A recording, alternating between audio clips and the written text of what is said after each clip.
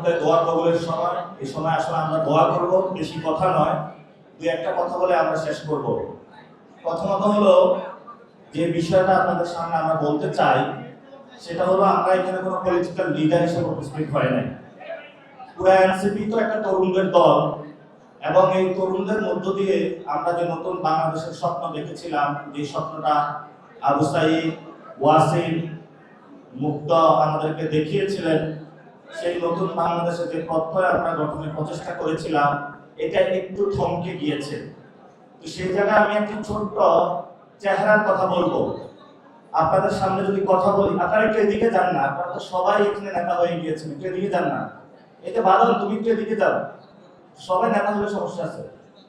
তো ওয়াসিমের মুখটা কিন্তু আপনারা চিনেন, যে মুখটা হলো সকলের সামনে ভেসে আসে।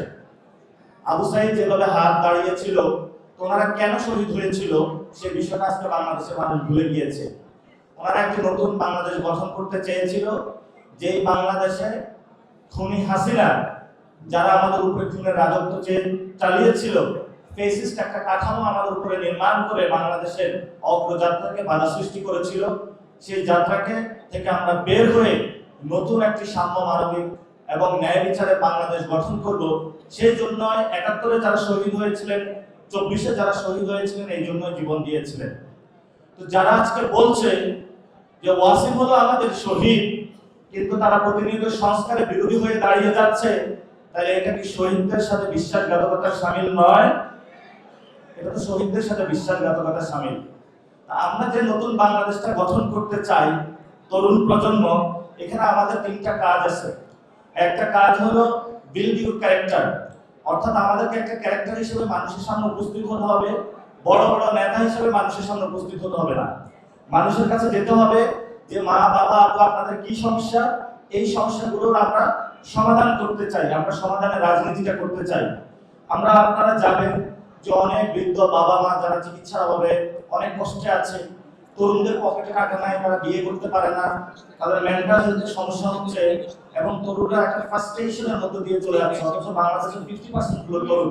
তাহলে এই মানুষগুলোর সমস্যার সমাধান আমরা কিভাবে করব, সেই প্রচেষ্টাটা প্রতিনিয়ত ইনোভেটিভ চিন্তা করা, এবং সেই ইনোভেটিভ চিন্তা থেকে সমস্যা সমাধানের চেষ্টা করা।